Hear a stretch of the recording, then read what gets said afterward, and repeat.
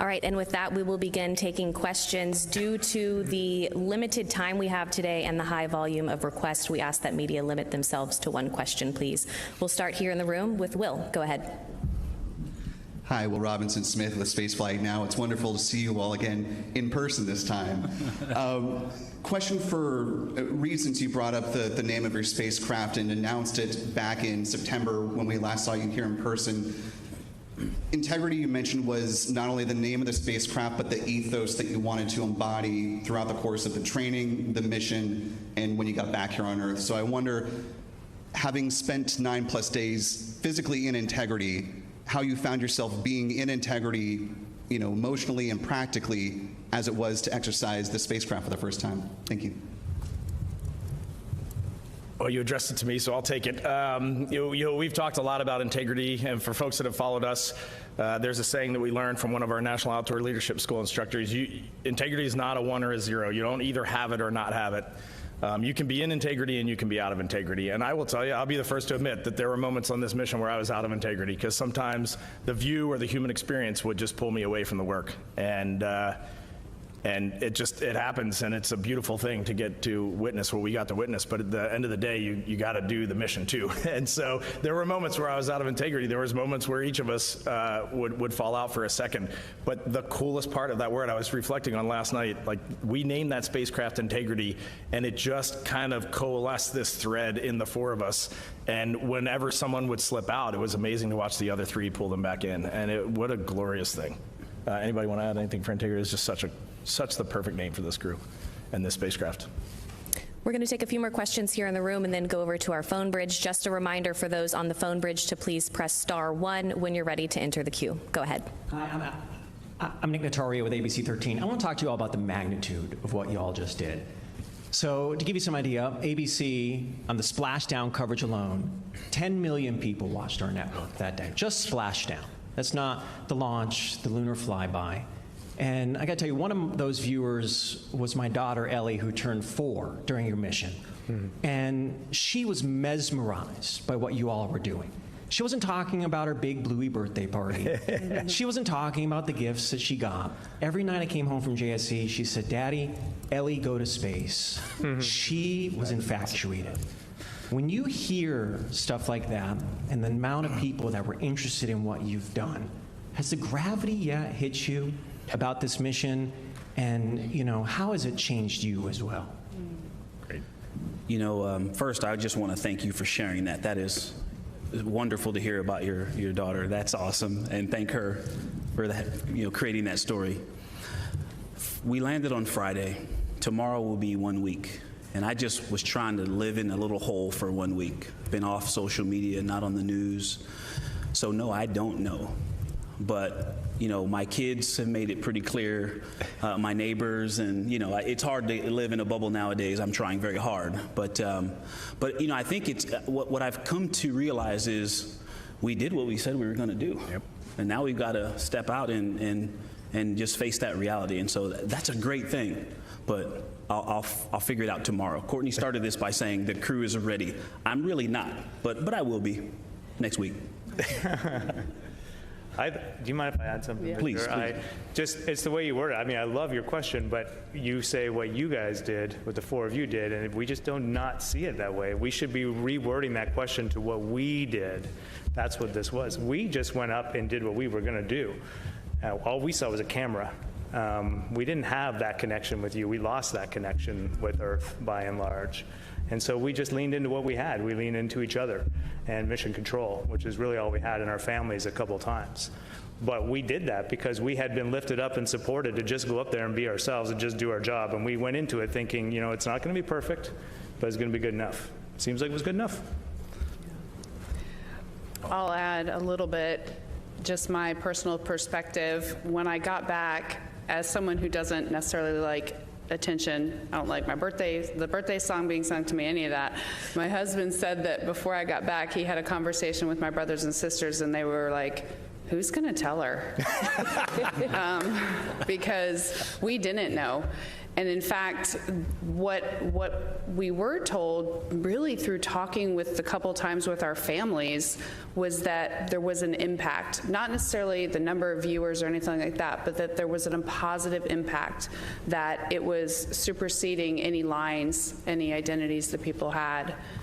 And when my husband looked me in the eye on that video call and said, "No, really, you've made a difference," it brought tears to my eyes, and I said, "That's all we ever wanted." Yep. And I can tell you that the difference now is when we come before you now, we've done this together. We took your hearts with us, and your hearts lifted our hearts. And now that we've done it, I think it's easier to accept that there's attention on the NASA teams, on the fact that we did it. You know, in the beginning, 3 years ago, we were being celebrated for something that we hadn't done. And having put in the work and having seen our team's successes, I think we're ready to share in that inspiration and to celebrate it. Okay, we'll take 2 more here in the room and then head to our phone bridge. Kristen, go ahead. Hi, Kristen Fisher with The Endless Void, and welcome home. It's been such a joy watching how much this mission has gotten people so excited about space.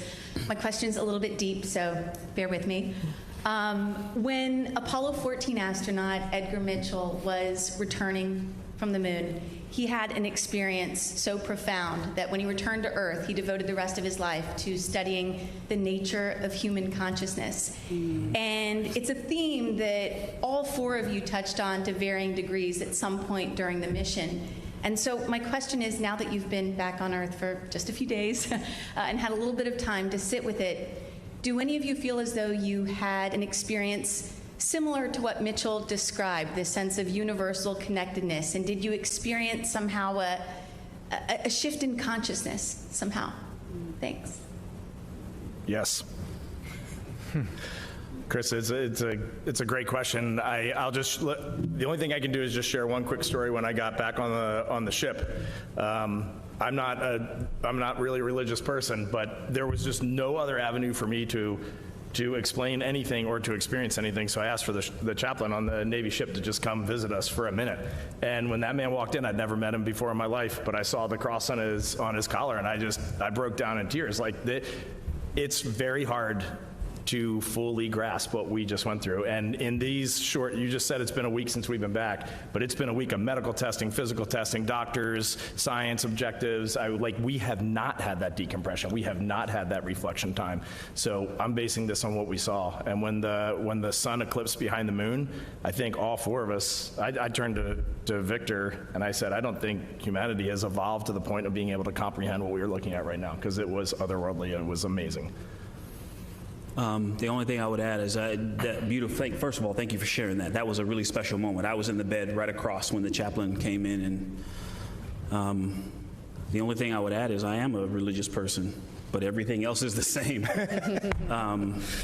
There is something in there, and as we start to process, I'll have to tell you next week, but haven't had a chance to really unpack it all yet. All right, we'll take 1 more here in the room and then head over to our phone bridge. Yeah, maybe not as deep, but connected. Keith Garvin with KPRC2 here in Houston. Thank you so much for taking us on your journey, and so glad that you're home. You know, with the technology that we have today and what we can do with videos and pictures and social media, it can still be very hard for one to convey exactly what they're seeing to everyone else.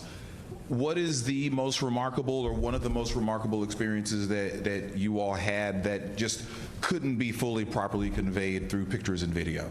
And that's for any of you. I can start. I was going to answer Kristen's question a little bit too, and I think these tie together. I've been trying to find words for it, and I don't really have it yet, but we just saw so many amazing things. And people ask what's the most amazing one, and you can't pick one. There's just so many amazing experiences we had. But overall, where I keep coming back to is what kept grabbing my attention when the lighting was right and we were looking out the window is that I kept seeing this depth to I guess, the galaxy, for what we were visually observing out there, this depth to the galaxy that I just had never experienced before. And it's not that I could tell which stars were really closer and further, because it has to do with how bright they are, but because of how bright they are and their differences, they look like you can tell where they are in 3D. That was mind-blowing for me. And then you see the same thing with the moon and the Earth. You're viewing them from this new perspective, but this perspective with like three-dimensional depth.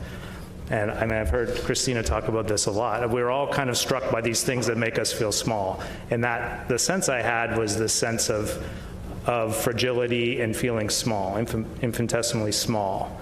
But yet, this very powerful feeling as a human being, like as a group. And that is what, to me, is what I would try to share. I saw it in all these sites over and over again. I kept seeing that same thing and that same feeling. Small and powerless, but yet powerful together. Beautiful. Okay, we'll head over to our phone bridge. Our next question is from Nell Greenfield with NPR. Hey, welcome back, everybody. Tell me about your sleep. Have you been having any dreams of the moon? And if so, what have the dreams been like? I can take this one. I've got a couple things I can say on that. One, been sleeping great since we got back. We are tired, so I think our bodies were ready to accept any time zone of sleep that we offered it.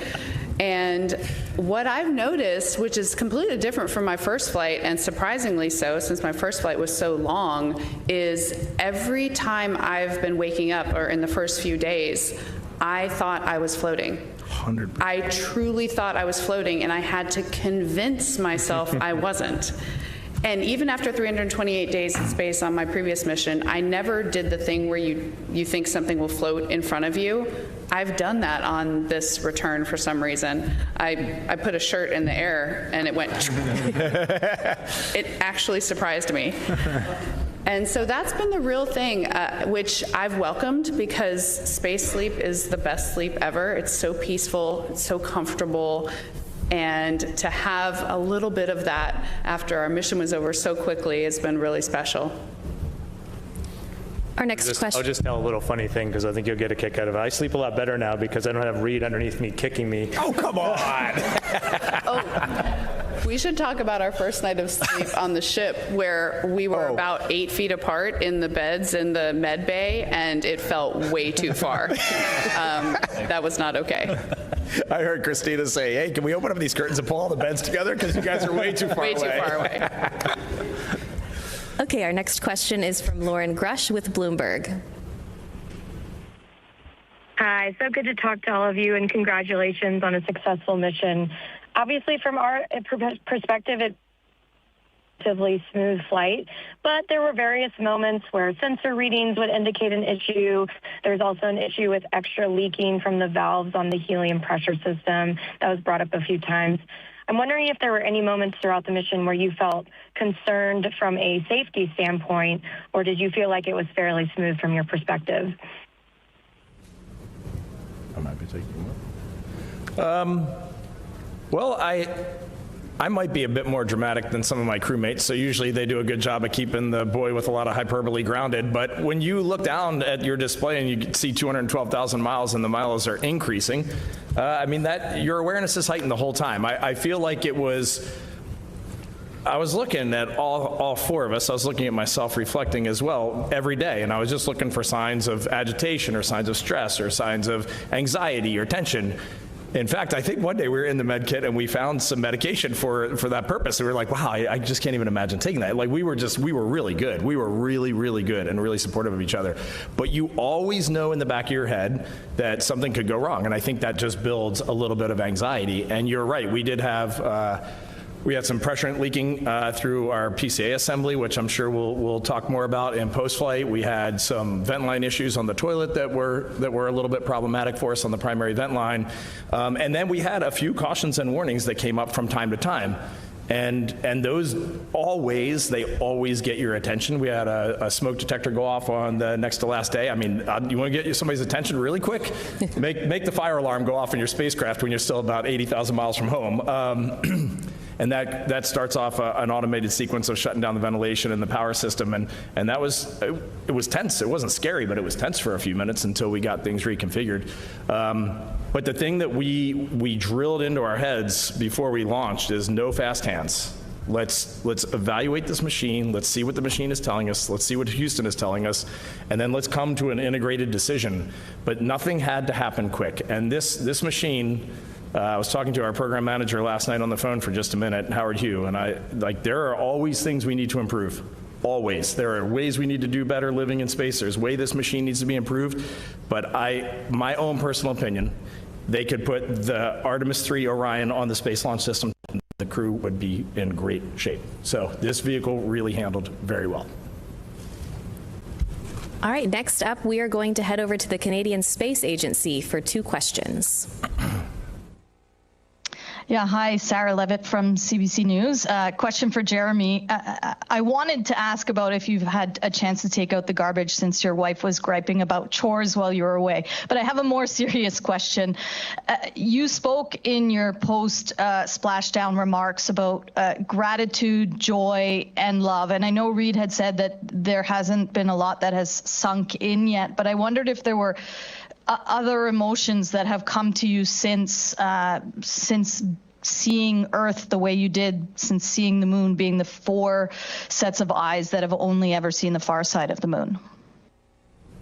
I think what I've reflected on, and Reid covered it in his opening remarks, is I've found it really refreshing to find out how people have followed the mission and been creative with the mission, and there's lots of funny stuff online, and that really resonates with me a lot. And it just reinforces something I already knew, but humans are just great people in general. We don't always do great things. We're not always in our integrity, but our default is to be good and to be good to one another. And what we saw once we've gotten back, the little bits, I haven't seen a lot yet, but I've seen a bit. And what I've seen has brought me more joy, but more hope for our future. And I just can't wait to see what we do with it next. Okay, we should have one more question from CSA. Hi, my name is Elise Allard. I'm from Radio-Canada, French CBC in Montreal. I have a question for Jeremy Hansen en français. J'aimerais savoir de quelle façon cette mission-là vous a changé, à la fois psychologiquement, mais aussi physiquement, après tous les tests que vous avez passés. Est-ce que vous avez eu des changements physiques et psychologiques? Good. Physical and psychological changes from the mission. Pour moi, les changements physiques, ce n'était pas une grande chose, même en arrivant dans l'espace et après ici sur la Terre. Et ça, c'est une bonne chose. J'étais capable de passer la mission et juste faire mon travail. Alors, c'est une bonne chose, ça. À l'autre côté, ça n'a pas vraiment changé le moyen j'ai vu le monde, nos vies, mais ça a renforcé ça beaucoup. J'ai lancé avec le point de vue que la collaboration pour l'humanité, c'est la prochaine chose qu'on doit continuer à travailler dessus. Et en vue la Terre, de le point de vue de la Lune, ça a renforcé cet objectif pour l'humanité. Alors j'ai un nouveau désir de travailler avec le monde pour créer ça pour nous. C'est vraiment important pour nous. Et aussi, je veux ajouter, maintenant, c'est évident pour moi qu'il faut que nous prendre des grands risques pour arriver à des grands bénéfices. C'est vraiment évident pour moi. Ça vaut la peine. I was just saying, psychologically, really, sort of what I was talking about before is that it hasn't changed my worldview so much as it's reinforced just the need for us to collaborate on this planet. And like Christina said in her remarks when we got back, I mean, we really are a crew, and that really resonates with us. And you just see it. Seeing is believing. All right, we'll take our next few questions here in the room. Go ahead. Hi, my name is McKenna Earnhardt, and I'm with Fox 26.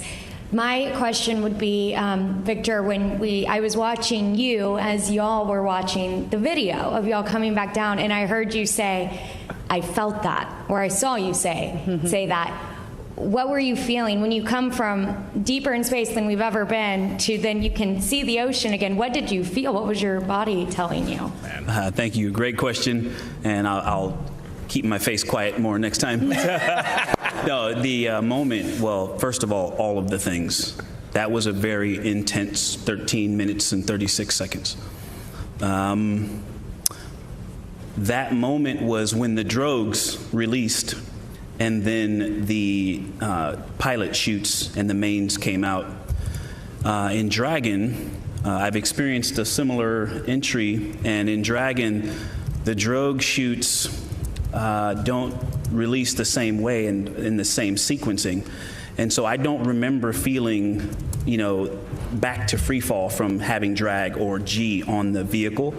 I think those actually are still connected to the vehicle as the main chutes come out. On that vehicle, I remember feeling the yo-yo, though, as the parachutes were breathing. I could feel that 30, 20 feet moving up and down. But when the drogues cut away, we went back to free fall, and watching that on the video felt almost the same way it felt in the video, or in the vehicle. I would tell you, I've never been base jumping, I've never been skydiving, but if you dove off a skyscraper backwards, that's what it felt like for 5 seconds. And then the mains, the pilots and the mains came out, and it was glorious. Okay, we'll take our next question right here. Go ahead. Hey guys, I saw Christina posted you brought some Super Bowl confetti from the Eagles up there with you. I'm just curious if anybody else brought anything sports related or something that you absolutely had to take up with you. Yeah. Oh, from a general sense, we all do get a very small allocation, mass allocation, and on this vehicle it's very small. So we were just trying to think of things we could take. Like I took a couple notes from friends and things that I had written down, some great quotes, and then I just, on my way out of my house, I just grabbed this bracelet, which my daughter had made for me a couple years ago. I was just like, I need something that I can just wear and take. And oddly enough, like it was the coolest thing for me to just be grounded every night when I would get my sleeping bag and I would see this thing, and it's just like it's that connection to home, to family, and to to my daughters, and that was an accident, and it was a hugely successful thing for me. It really helped me stay grounded on that mission. So those things can come out of nowhere.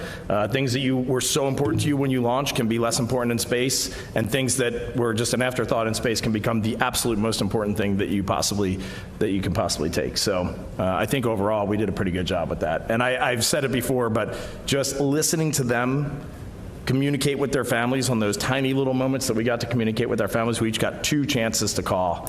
And for me, that's one of the most lasting impacts of this mission, was listening to your friend and crewmate go into this other world with this headset on for 15 minutes and giggle and laugh, and every one of us cried. I mean, nobody didn't get through those things without crying. And then you would take those headphones off at the end, and it was like coming back into a different universe when you would come out of that family conference, and it just reminded you how important that is right there. Okay, we'll take one more here in the room and then head to our phone bridge. Go ahead. Hi, guys. Welcome back. Glad to hear that you've been sleeping well. This is Jishnu Nair with the Houston Business Journal, and this question is for all of you, coming actually from a group of our younger readers. One thing I noticed during the 10 days that you guys were up in space is that we got so many emails, DMs, notes, whatever, from younger folks expressing how cool it was and how they or their little brothers or their sons or daughters could get started. And we heard from leadership on Friday as you guys were re-entering.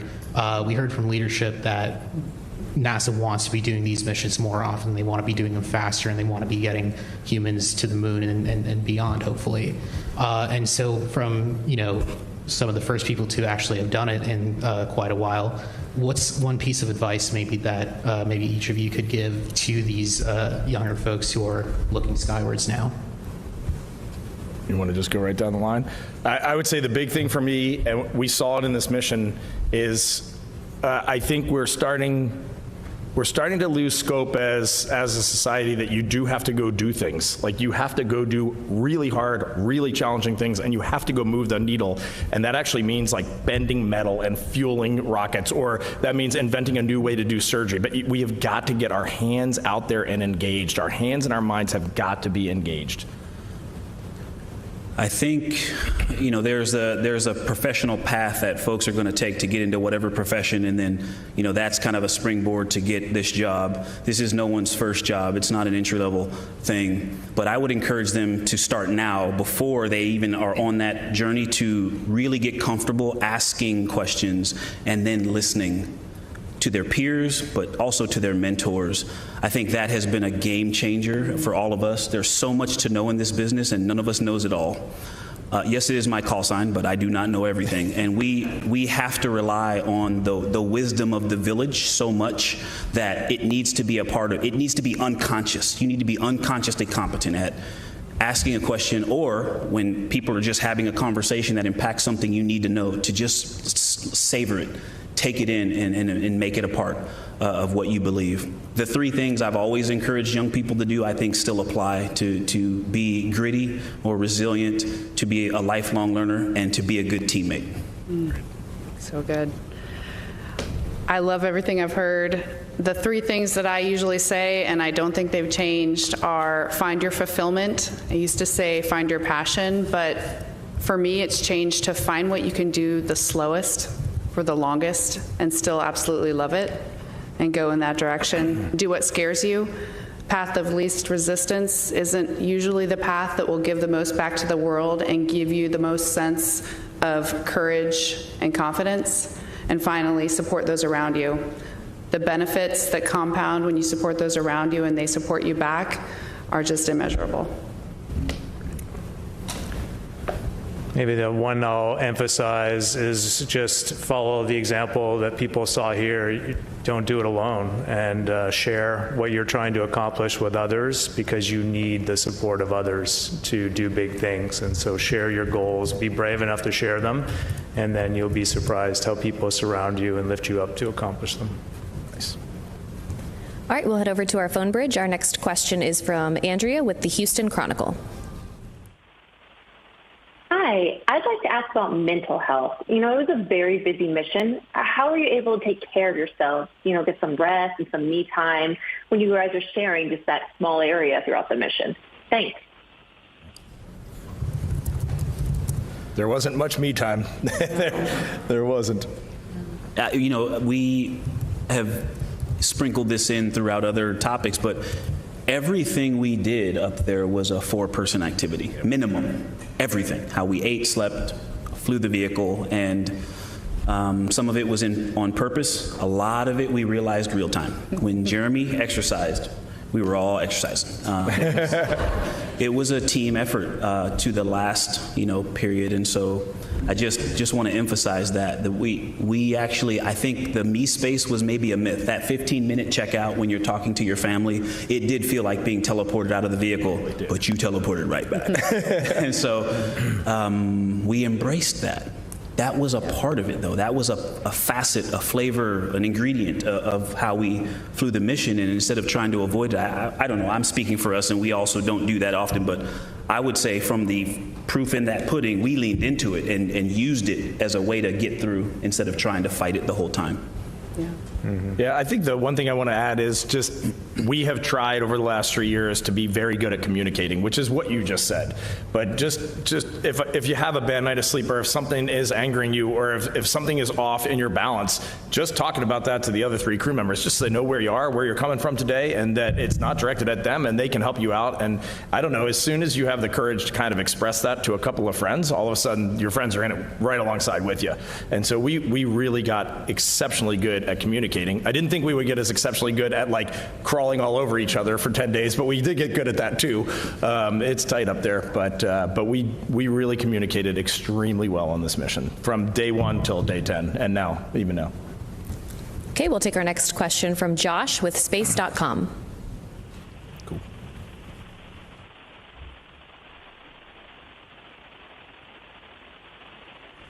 Josh, if you're talking, we can't hear you.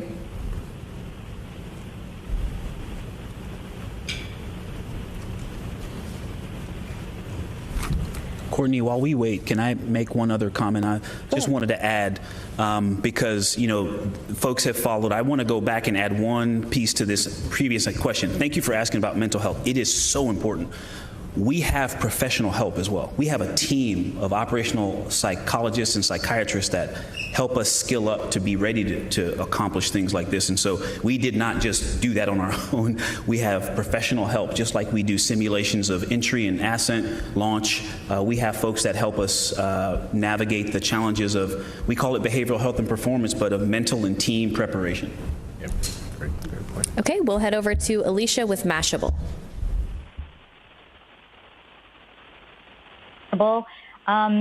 Before 2025, NASA repeatedly stated that the first Artemis moon landing would see the first woman and the first person of color on the moon. That language has since been removed from agency materials. I'd like to ask each one of you, do you believe NASA should still adhere to that original commitment for the first landing mission, and why? It's good. It's a good question. Yeah, it's a great question. Our understanding of that statement was basically that the Artemis campaign as a whole will usher in an era where that is true, and that it would happen naturally because our astronaut corps, because of decisions we made collectively decades ago, represents our entire country and our entire world in many ways. We're proud of that. We're proud that the people in our corps achieve excellence and strive for excellence in all the same ways. And the fact is, you don't have to try too hard to make that come true, to make that be the reality of this mission. You'd actually have to try harder to not make that be true in the astronaut corps that we have. And I do think that's something to celebrate, that decades ago we made the decision that everyone who has a dream gets to work equally hard to achieve that dream, and that if we're not going for all and by all, we aren't answering humanity's call to explore, which is what we do here. Awesome. Perfect. All right, our next question is from Claire Cameron with Scientific American. Hi there. I just wanted to ask a little bit more about, some of the challenges that y'all face on the spacecraft, and particularly, a lot of our readers were particularly interested in the toilet problems. I just wondered if you could speak to that and if there's anything that you wish was different on the capsule or had been better or improved.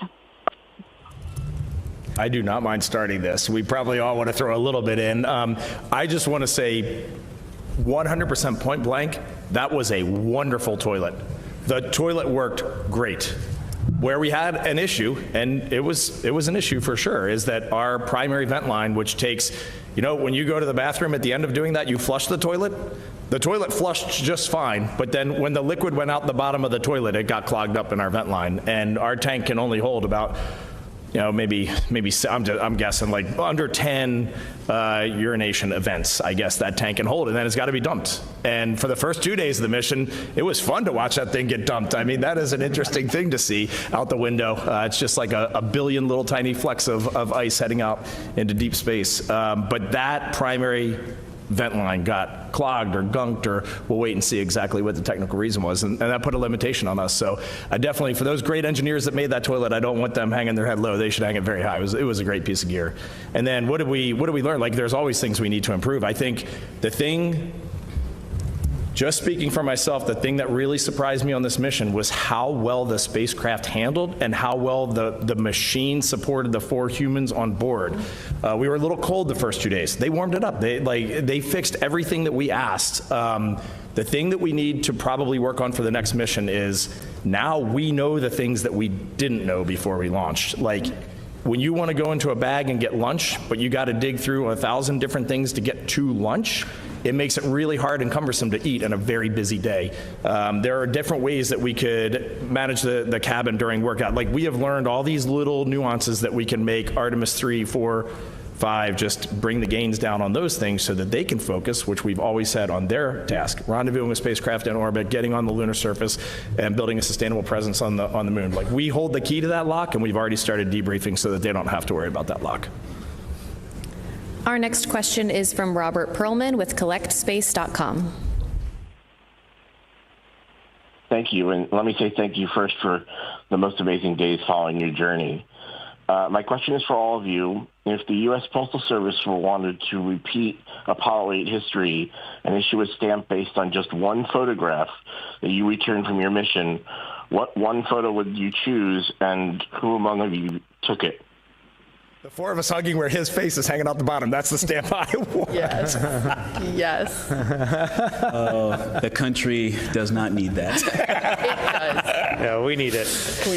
I think something that we all feel and we try to share is how much we want to reflect back to you all how we did this. Not we as a crew, we as countries and as humans did this.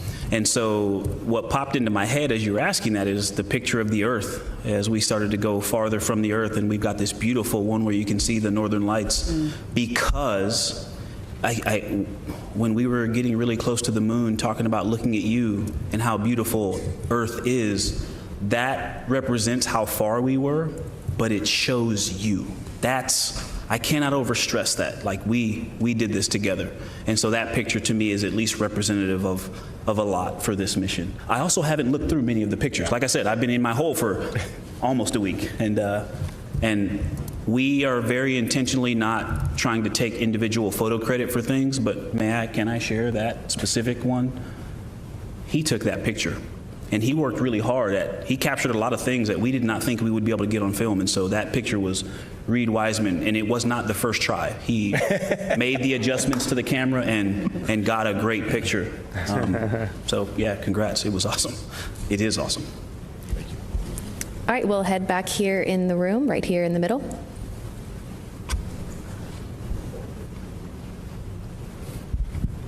Thank you. Mark Kirkman with NSF. With the exception of Rise, Reid was kind enough to let all of you manhandle the spacecraft, but I'd like to, I guess, focus in mostly on Reid and Ike. You sounded like you were in the groove when you were doing that ProcSox demo. I mean, absolutely professional, but it sounded like test pilot heaven from us listening to it. How would you characterize how the spacecraft handled versus how you would compare it to the simulator? And also, how would you compare it to Dragon? And then I have to ask, do y'all have a Mach 34-ish patch yet?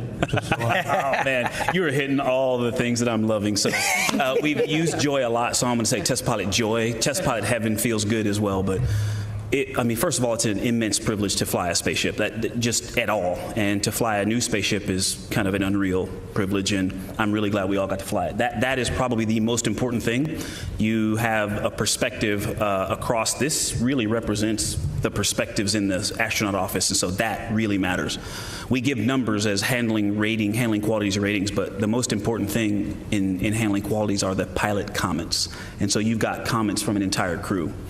It flew better than the sim in all areas. I think that's probably the easiest way to say it. And it was just the integration of the full thing, the crew being there, seeing the same actual, we have windows in the simulator, but they're screens, individual computer screens, so we see the same thing because it's trying to simulate parallax, but it means we're looking at actually different images, and so we're trying to call out measurements on something that is not the same thing. This camera was showing us the same thing, and Christina took a video and pictures of our upper stage, and I didn't see it for several hours, maybe days after, and it blew me away. I was like, wow, that was right out the window the whole time. Yep. The training worked. The team that came up with that plan was fantastic, and I owe them some handling qualities ratings. I haven't filled out that survey yet, so it's coming. It's coming. But it flew like a dream, and I'm really glad everybody got to fly it. Yeah, I want to add one thing, and then I'm going to throw Jeremy directly under the bus. But one thing that I want to just say really more to the NASA team than to the media is that first day was a daunting first day, and we were looking ahead of that day. All four of us knew how to do rendezvous and ProcSox demo just in case somebody had motion sickness or was out of the picture. But it really reminded me that when you are extremely highly trained and very prepared, you can go knock that thing out. I mean, this crew went and knocked out rendezvous and ProcSox demonstration. I haven't looked at the tapes, but it felt flawless on board, and I was running procedures. He was flying the spacecraft. Jeremy and Christina were watching the interim cryogenic propulsion stage out the window and mapping our distance to that the entire way in, and it was just like clockwork, and we had just gotten to space, and he's never been in space before. And so when you can wring your hands forever, go, no, we shouldn't do this to the crew. There's no way they're going to be ready. They're going to be tired. They're going to be sick. They're not going to want to do this. man, train them and set them loose, and we can go do that thing. And then leading into the ProxOps demo, you just got to tell the ICPSM story, because I love that story.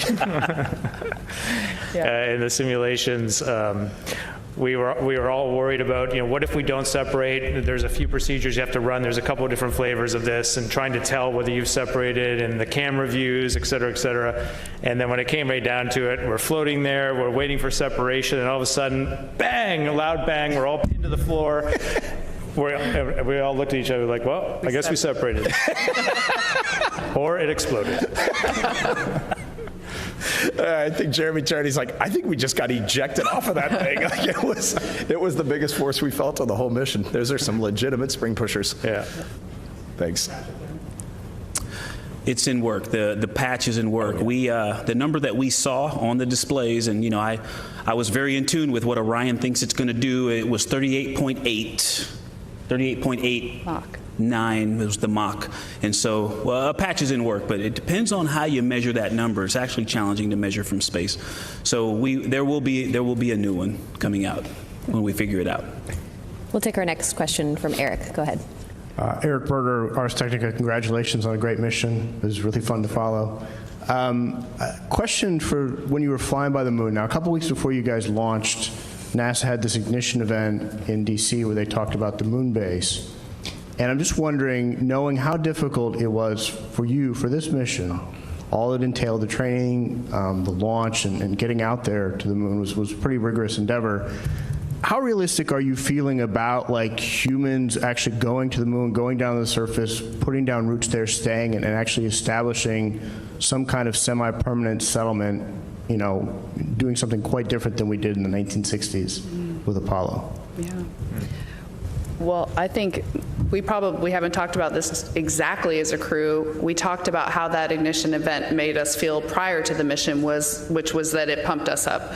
We were very much lifted up by the notion that we would get to contribute to astronauts doing this all over again much sooner than we thought, that we were going to be focused on the moon base, on surface operations. And I would say, if nothing else, we are feeling even more excited and just ready to take that on as an agency. A couple things contribute to that. One is how well the team and the spacecraft took care of us. We had things on this mission that you might think weren't really necessary in just a quick shot to the moon, but we made it happen. We exercised along the way.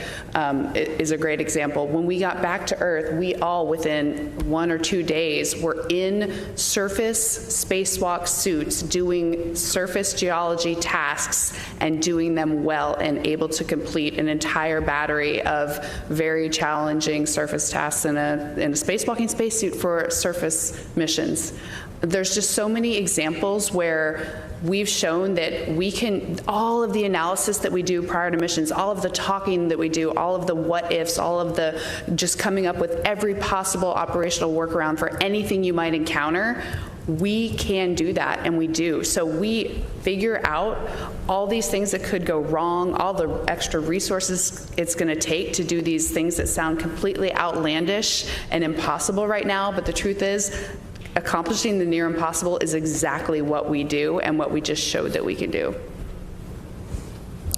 I don't really want to add anything to that because that was so perfect. I'm going to say one last little thing, which is I did have a little weird technical epiphany, Eric, while we were out there, which was we just went like 250,000 miles away. And I'm telling you right now, if we had a first flight lander on board that thing, I know at least 3 of my crewmates would have been in it trying to land on the moon. Like the jump, when you think about Apollo 8 went around the moon, 9 stayed in Leo, 10 almost landed on the moon, and I've talked to a few of those gentlemen in the past, and they said if they had enough fuel, they would have done it. It's not, I'm going to eat these words. It's not the leap I thought it was. Once we're around the moon, we're in the vacuum of space, we got a 6-off vehicle that's handling great. If you had given us the keys to the lander, we would have taken it down and landed on the moon. It is not the leap I thought it was. It's going to be extremely technically challenging, but this team needs to show up every day knowing it is absolutely doable, and it's doable soon. This mission taught me that the unknown is way scarier than the known. Every single time we accomplished a mission test objective, we all looked at each other and were like, that actually went pretty well. That was actually not necessarily easy because it took a ton of work, but it was easy to accomplish as a team because we had put in the work. We know how to put in the work to make it accomplishable when the time comes. Awesome. I think, Eric, I'd like to add something that I think you're pulling at too is, I agree with everything that was said. We have to be willing to accept a little more risk than we were willing to accept in the past, and to trust that we will figure it out in real time. We're not going to be able to pound everything flat before we go. We're going to have to trust each other and crews and mission control to work through real problems. And it was very evident to us out there, like this went really smoothly, super smoothly. I'm not surprised. Extraordinary team, a lot of work was done in advance. But it was also very clear to us that it could get pretty bumpy. Yep. And whoever is going out there to do those things got to understand it could get real bumpy real fast, and has to be ready to take that on. Thanks. Hey, since everybody spoke, I'm going to just say one thing. Eric, it was awesome to hear you start this off by saying something was fun. Thanks, brother. Okay, we'll take one more question here in the room and then head to our phone bridge. Mark, go ahead. That's great. Mark Carreau with Aviation Week in Space Technology. Awesome. How much longer will you be in post-mission Johnson care, and have you found that to be a valuable part of the mission? Oh. That's a good question. So, the program we use for flying to and from the International Space Station is kind of the cut and paste what we started with, and then we whittled it away and tried to make it appropriate for this mission duration. So there is a dedicated 2-week period of medical checks, science collection, and strength and conditioning, rehabilitation, readaptation. And then there's out to 4 months where we're going to do the public affairs and appearance events. There's about a 45-day cutover where we're actually the person we work for will change. So there's a sort of a gradual redeployment or a gradual move out of the post-flight. But it started off with the same basic plan that we use for ISS, knowing that this is a short mission, so we may not need reconditioning for 30 or 45 days like I did post-ISS. And we've just been trying to tailor it. One reason, though, that it's really important, I felt like $1 million on Friday. Yep. So today I'm up to $1,006,000. But it's important for us to run these processes out because we are still making changes and learning ways that we're going to support the 30 and 45-day missions of Artemis 3, 4, 5. And so it's really important for us to keep practicing, keeping our heads in the game. Yeah. All right, we will head back to our phone bridge. Josh with space.com. Let's try this again. Hi, Josh Dinner, space.com. Hope you can hear me this time. Can y'all hear me this time? Hello? Yes, we have you loud and clear. Oh, excellent. All right. So I'm curious, as you have each been looking for the words to relay this experience to your family and friends and colleagues since your return, everyone has their own perspective of viewing the narration of their story.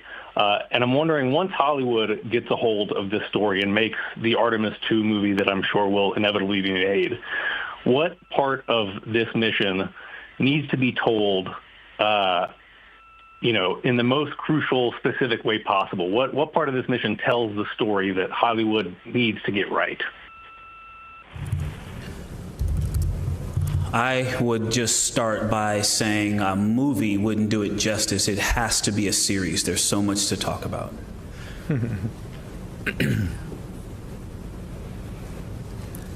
Okay, we will take our next question from. Well, wait, we gotta honor that one a little. Just give us a second, Courtney. I guess the thing that might be hardest to convey, no matter what the platform, would be how much it meant to us to bring everyone along with us, and how much it meant to us to hear that the mission had an impact.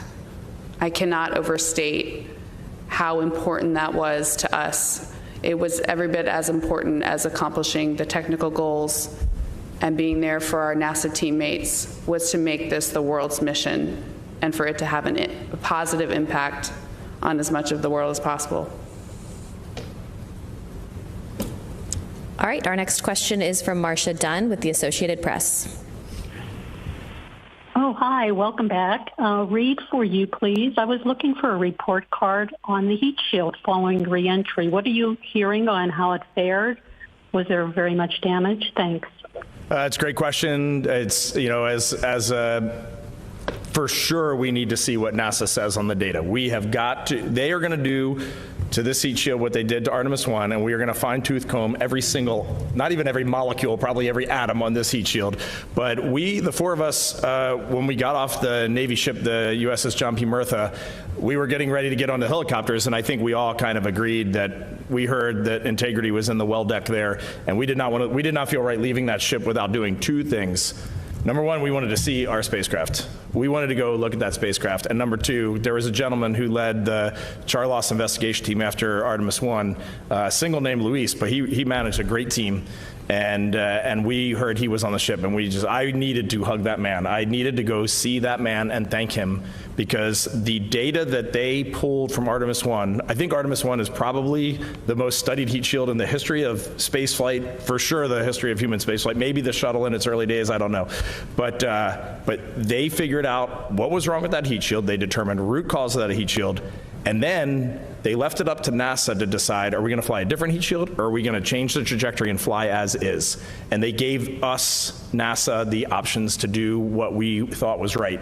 And we modified our trajectory. We came in with what's called a horizontal target line, somewhere around 1,700 nautical miles. We were originally out at 2,300, and we were going to float through the atmosphere for a long time, but that was where the Artemis I heat shield was seeing problems. So we came in fast, and we came in hot. And I will tell you, looking out the window that whole way in, it was a smooth ride. It was a very smooth ride. I think Ike and I maybe saw 2 moments of a touch of char loss. Certainly when we went up to the vehicle, there was a little bit of char loss on what's called the shoulder, which is kind of where the heat shield meets the structure of the cone shape of the spacecraft.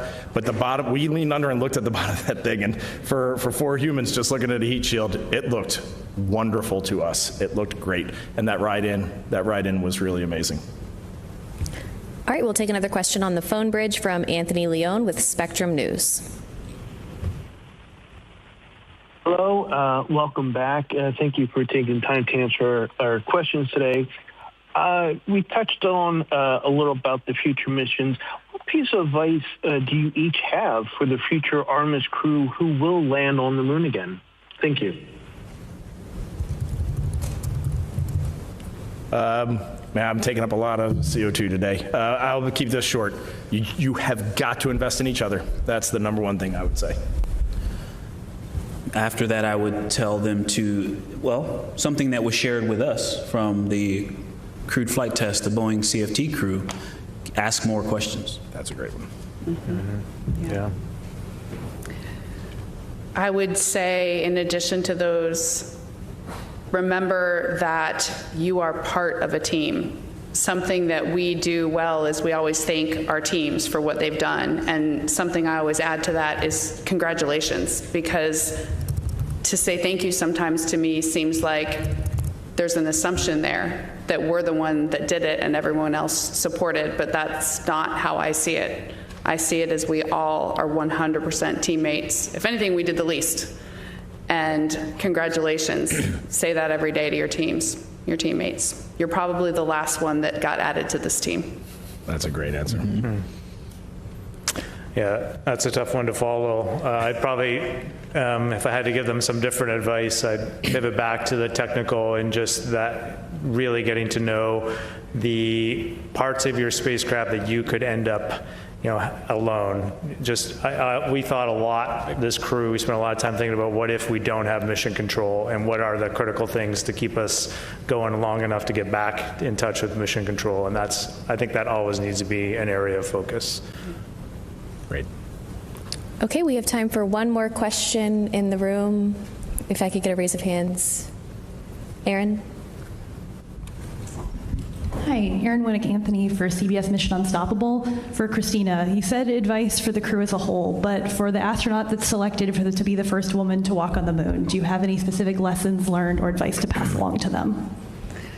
For me, I think the biggest word about all of the superlatives that you're going to encounter, all of the things that you're going to be asked to do, react to, be a part of, contribute to, is it's humbling. And if you remember that being part of a team is your main goal and the main thing that you put ahead of everything else, that when the world tries to make the accomplishment something different than what it really is, which is a team accomplishment, you will know, and the things that you say will reflect how you really see it. And it's beautiful.